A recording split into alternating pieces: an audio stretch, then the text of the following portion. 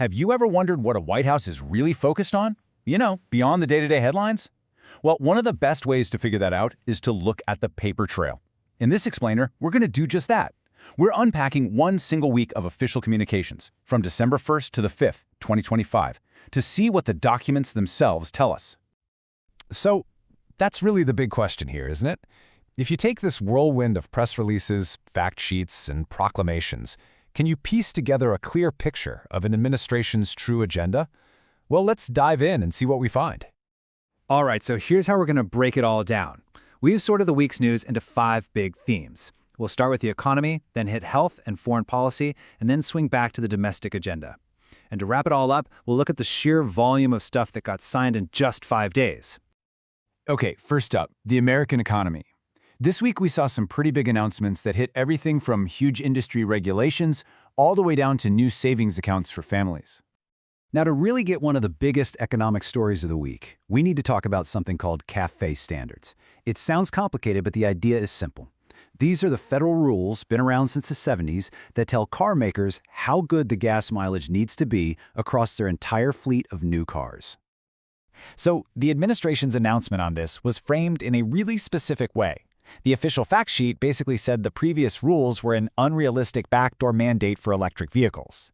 Their new policy, they argue, is a reset, bringing the standards back to a level that regular gas and diesel cars can actually meet.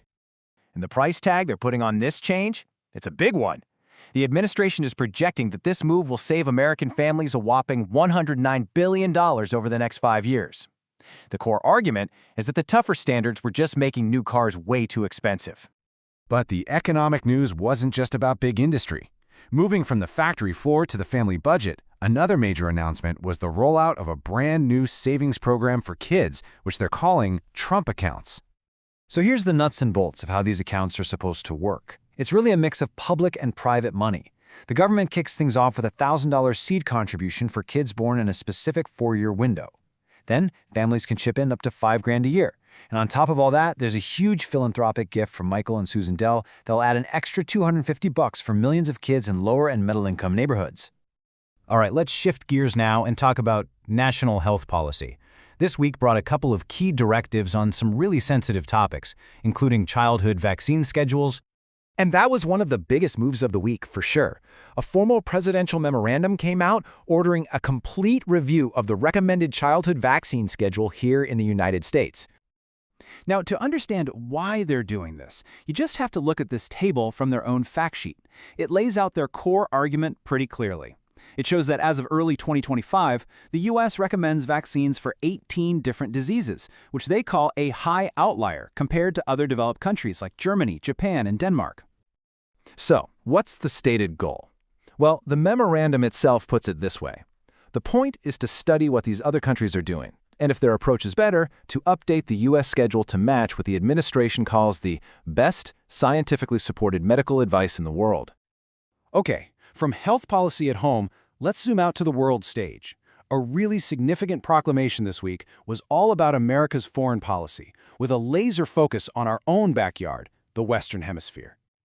Now, to get what's happening now, we've got to take a quick step back in time, way back to 1823 and the Monroe Doctrine. For 200 years, this has been a pillar of U.S. foreign policy. It's basically a message to the rest of the world, stay out of the Americas. In this week, the administration pulled that history right into the present day, announcing what it's calling a Trump corollary to the Monroe Doctrine. It's being framed as a modern-day renewal of that promise of American leadership in the region. And they're saying this isn't just talk. The proclamation points to a bunch of specific actions they see as backing this up. Things like restoring U.S. access to the Panama Canal, taking on narco-terrorist networks, and locking in new trade deals with several countries in Central and South America. Okay, let's bring our focus back home and look at the domestic agenda. The week was also packed with communications about the media, immigration enforcement, and some key appointments. So one of the more, let's say, eye-catching announcements was the launch of a new media bias portal. According to the White House, the whole point of this portal is to fight what it calls the baseless lies and left-wing lunacy of the media, and they're asking Americans to send in examples. And they really doubled down on that message. I mean, the language here is, well, it's not subtle. It's a very direct challenge to news organizations declaring an end to what the administration calls the media's control of the narrative. Switching gears a bit, but still on the domestic front, another official communication put a spotlight on a specific immigration and customs enforcement operation up in Minneapolis called Operation Metro Surge. And the way the White House framed this operation was all about public safety. The official article they put out went into detail about the criminal records of some of the people who were removed, citing convictions for pretty serious crimes like domestic violence, assault on a peace officer, and criminal sexual conduct. All right, for our last section, let's pull the lens back a bit. Instead of looking at themes, let's just look at the raw pace of activity, the day-by-day rundown of what actually got signed into law or proclaimed. And this timeline, wow, it really gives you a sense of just how much happens in a few short days. You've got a mix of absolutely everything here. Huge policy announcements like the CAFE standards, ceremonial duties like honoring a fallen soldier, signing bipartisan bills into law, and just the regular business of government, like sending judicial nominees to the Senate. It's a real snapshot of all the different fronts a White House is fighting on at once. Which really brings us to a final thought. Any week in the White House is this incredible mix of policy, ceremony, and communication, all happening at the same time. And when you see it all laid out like this, it kind of makes you step back and wonder, out of all of this, which of these actions, the big policy swing, the symbolic gesture, the sharp-elbowed message, which one is going to be the thing we're still talking about years from now?